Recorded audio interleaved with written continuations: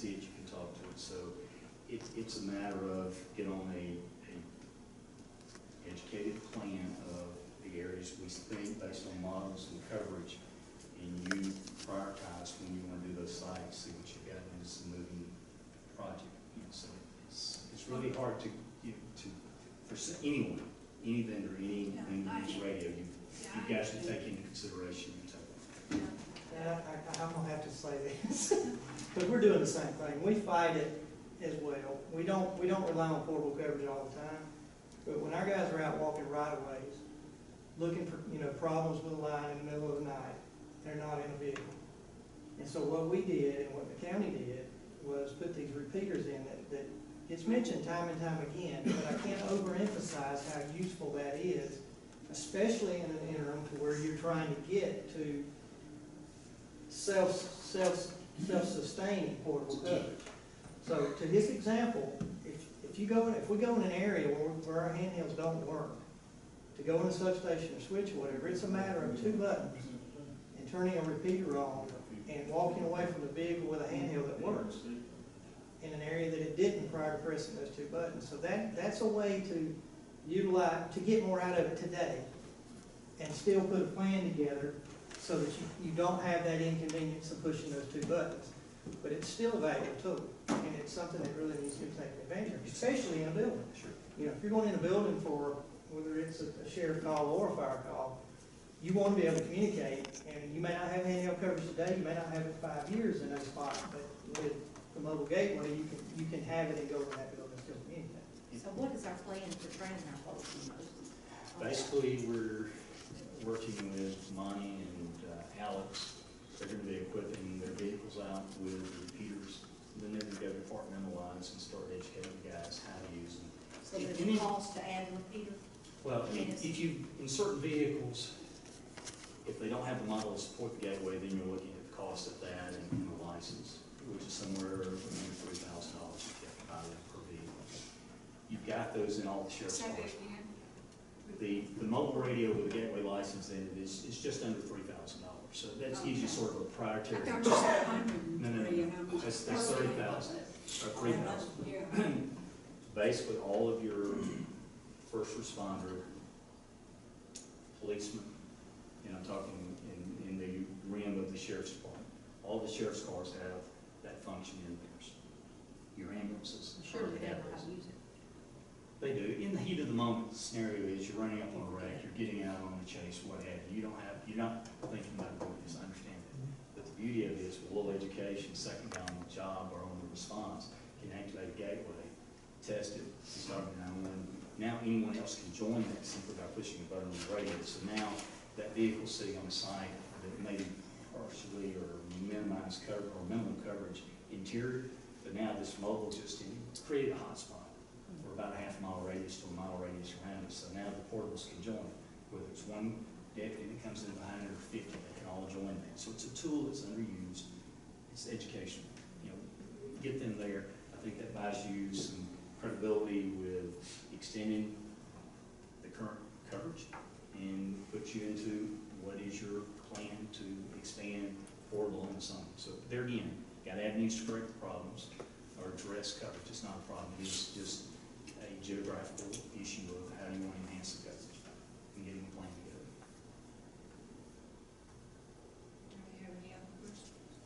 Monty, you and your staff and the end users, do you agree that all that we've been told tonight, not that we don't trust the gentleman telling us, but it's always good to ask the end users. Yes. By all means, we need to go forward. We do have some deficiencies, but the gateway is a great tool that we can use in the intro to get to where we want to be. We're ahead of where we were, and there are some steps we need to improve. And part of the numbers that we'll be bringing to Randy is for partnering up the 911 Center for redundancy sites that need UPSs and stuff that we pointed out in the early stages. It wasn't budgetized for it, but certainly those are things we will bring to you to harden up, make it more robust, and move forward with coverage. And you'll see those costs in the budget. Request. Okay. Jamie, did you want to say something? The gateway is a great tool. However, from the EMC and the deputy or firefighter pulling up on scene.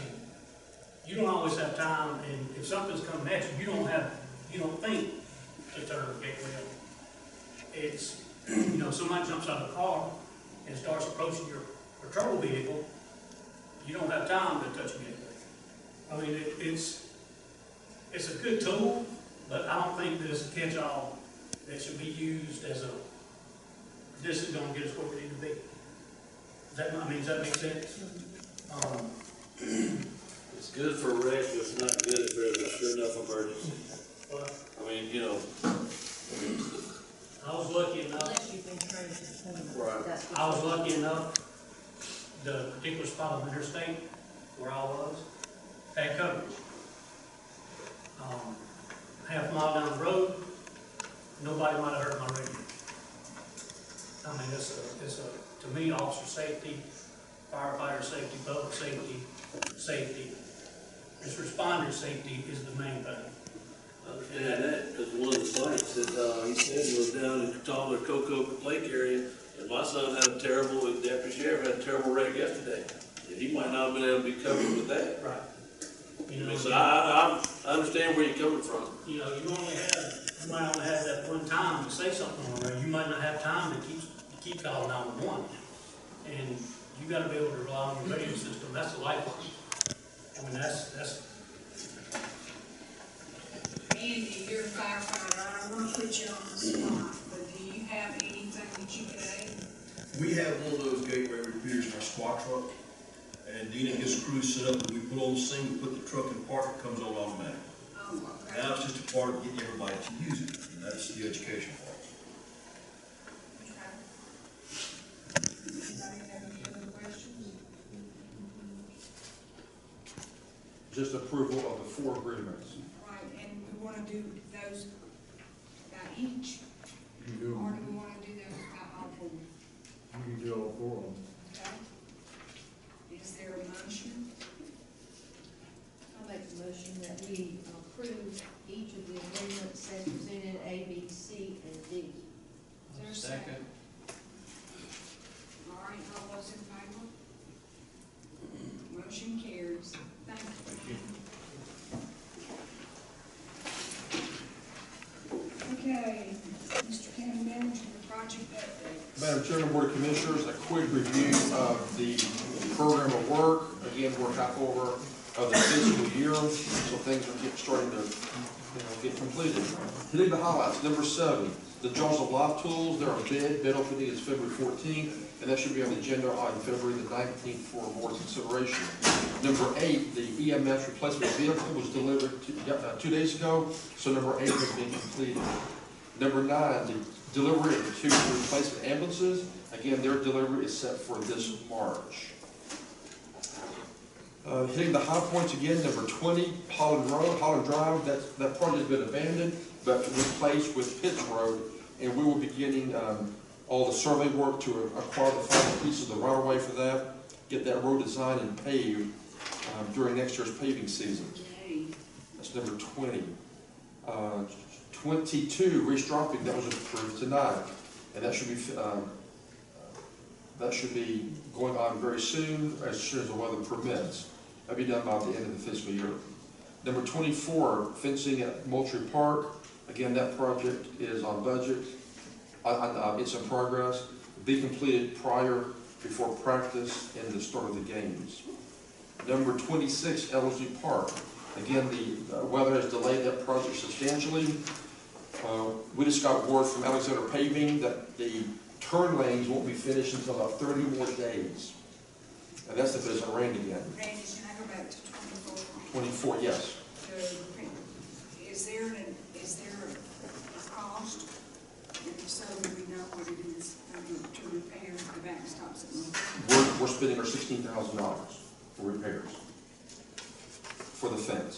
And then we're doing other improvements through the regular budget funds.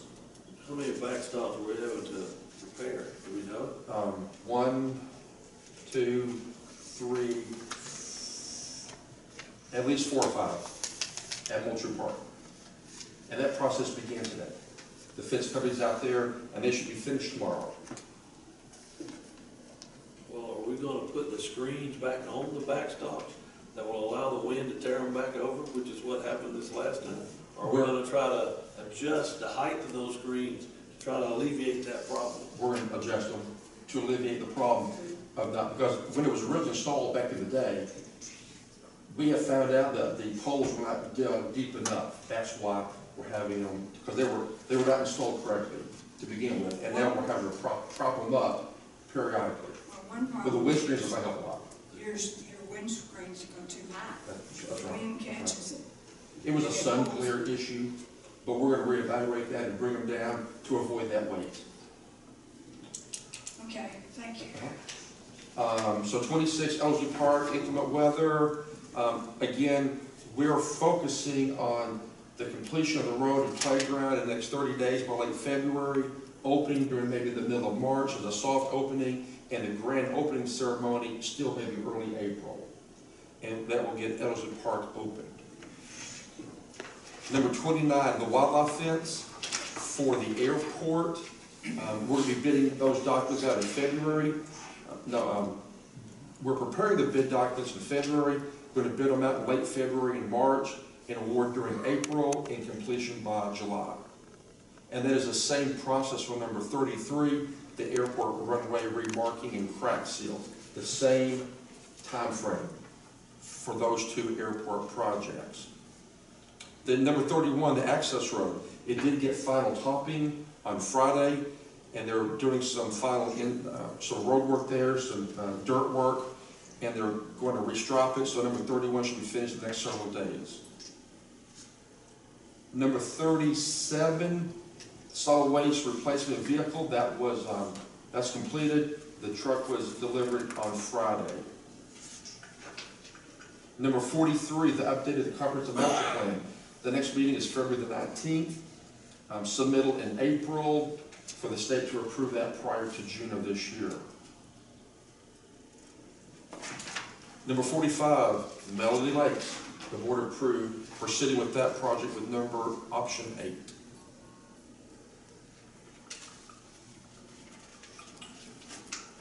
Number 52, the sharing agreement with Diverse Power. That project was approved tonight's meeting, and the board will see budget estimates for continuing on to get better radio coverage in next year's budget. Interestingly, if you look at the SPLOST and LOST and T-SPLOST most recent figures, they are record highs for December. So the SPLOST and LOST numbers, you can see in the chart, it is a record high. And we're indicating that it was the fantasy lights and those kind of Callaway events during December that increased those monthly collections. We just got an email today that On T-SPLOST, on the T-SPLOST was 98,000. 758, and that's another record high. 98,758. Got that email today. And all of the SPLOST, LOST, and T-SPLOST are running ahead of budget figures. So that is a good thing.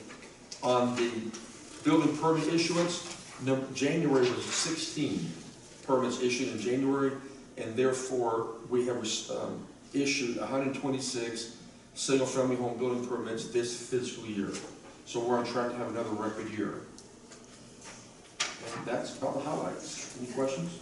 I have one on the Day South Street. Yes. What are we looking at now since the area? The last time I talked to them, inclement weather delays, and about a month ago, they were 3 months behind schedule. 3 months. 3 months. So we're talking March, 1st of April. About March, 1st of April, surely by the end of the fiscal year. On number 23, where it talks about the Barnes Mill Road Bridge, we're trying to put the signage. Yes. Where are we about, have we put the signs up, or are we in that process? We've ordered them, and they have not come in yet. They should be here any day, because it's been so far 2 weeks. And once we get them, we'll coordinate with Hamilton to put them in the right locations. That's amenable to everyone. And then number 14, where it says purchase of various equipment for recreation, including a mower, a tractor and a field groomer, are they broken? Because when I went up there and looked at Moultrie, you know, it looks like a cow pasture up there. They haven't done any kind of work on those fields, and this county used to be known for how nice and how good that park was, and it looks like it has just been abandoned. You know, and I understand we had the storm, we had other things. I said, you know, but we can't just sit there and let the thing go to seed because we're working on other stuff. And if the tractors and all that are part of the problem, it says we got one tractor for $16,000, but it's costing us $16,000 on the backstop. You know, we might need to not worry about that tractor. We might should have gone ahead and worked on that backstop. Because I know at the rec board meeting, it was brought up back in September. And here we are a week before tryouts, and we're just now working on this. Well, I don't know if the tryouts are at Moultrie, I think they're at Payne. Now, Hamilton has tryouts at Yeah, and they're in about 10 days from now. And all this work will be done within the 10 days. Saturday. Yeah. I mean, I'm just concerned that, you know, I know that this was brought up, and we sit here, and the only reason it's getting fixed now is we had concerned citizens decide to start causing a ruckus. And I take part of the blame. As a past chairman of the rec board, I should have been more vigilant and gone up there and checked myself. So I apologize to that citizen. I take part of the blame. But we can't let this happen in our county where it makes us look like we're not caring about our people and our citizens and the stuff that we build. You know, I'm just, it irritates me to no end that we allow this to go on where our county people think that we don't care. And that's what that Moultrie Park looks like. And that's just not right. And I appreciate the work that has been done up there. But I'll go back to, here we are, we got $9,000 for a mower, $16,000 for a tractor, $8,000 for a field groomer. If we don't have that equipment, or it's broken, I mean, is that the reason that the fields are looking so bad? I'm talking field, I'm not talking the fence. Because it really looks like a cow pasture up there. I wouldn't want to hit a ball on it. Well, when I went up there Sunday, I was appalled and shocked at what I saw.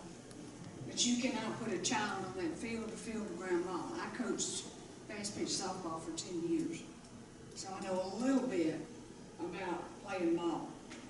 But those fields need to be taken care of. There's a lip on one that's about like this, coming off the infield. That's dangerous.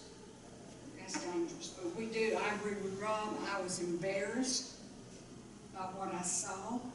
I sent it to all of y'all, sent pictures to all of y'all. We need to do better. We need to do a lot better with what we already own. Like I say, I'm not putting blame on anybody. I'll take the blame as the chairman of the rec board. I should have done a better job. But now that I'm here in this position, I promise I will do a better job. Because we can't let that happen. We're known in this county as having good stuff, whether it's our recreation, our 911, or wherever it is. We need to maintain our status and continue to grow and to get better status. Sorry, I meant that. I apologize for getting on my high horse. Perfectly all right. Perfectly all right. Any other questions? Okay, no other questions. Our last item is our county attorney. Mr. County Attorney. Yes, ma'am, I have two very brief items, so that you should get out of here before clock strikes 12. Both of the things before you, commissioners, are moratoriums. The first moratorium is on in regard to Melanie Lakes. This moratorium, the county has developed an emergency action plan, and what we did back in March of this year was put a stop, a moratorium on any development below the dam. We heard a lot of talk tonight about if that dam goes, it's going to take some people with it. And so what we wanted to do was to be on the safe side and not allow any development below the dam until such time as you can't have come up with a plan, and that plan is workable, and it worked. And so you have developed that tonight, and what we need to do is to, and that moratorium expired back in November. The case law says you can use Georgia case law from the court says you can use a moratorium to just basically call a timeout on a zoning matter or some matter like that. But it cannot be anything permanent. If there's going to be permanent change, it'll change your ordinance. And so what we're doing here is we're reimposing this moratorium, and it will extend for a period of 12 months, which will end at January 31, 2020. We can take another look at it at that time, and we should have a pretty good handle on where we are with the GFA loan and the satisfying the state with the repairs to Melody Lake Dam. And I recommend that too, but it's just a recreation of the reinstatement of the one that expired in November. And the second one is one that was developed back in July. Early in the summer. There was, on August 2nd, you have a PUD, which is the Planned Urban Development section of your code, and there are various different elements of that, and there have been some questions and some development questions that needed to be answered, and we needed to shake out of our zoning ordinance, and the moratorium was put in place on August 7th, and it just recently expired, and so what this will do is we'll enact another 180-day 6-month moratorium, which will give it expire on July 31, 2019, unless you terminate it sooner, and will allow us to finish up the changes and revisions to the planned urban development sections of our development code as well as the zoning ordinance. And I recommend them to you. You can take them one at a time if you wish, Madam Chairman, or you can take them jointly. Mr. John, on the moratorium for the building permit? Yes. We approved this. You said we could come back, because I know Don Andrews brought up, we have the breach zone, we may need to do something, put in there where they can't ever build in there again. Would that be what you're talking about? We'd come back and have to do a whole complete ordinance? Well, if we do get the dam category lowered? It's going to depend on a lot on that. You can extend this, or you can terminate it. But at some point in time, based on what they were saying tonight, we're going to have to come back with an ordinance that prohibits any development within that 100-year floodplain below the dam that is defined. Yes, that is some action you're going to have to take. Down the road. Yeah, down the road. Okay. Any other questions? Is there a motion? Motion to approve both. A second. All right, all those in favor? Raise your hand. And Chairman, that's all I have. Okay, is there a need for executive session? Not that I know of. I would call an executive session for purposes of property. All right, need a motion to go into executive session. That was the motion. That's your Second. motion. Second. Executive session.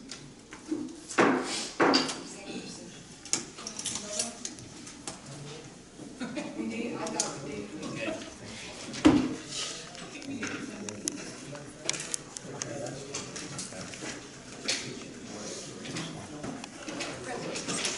Okay.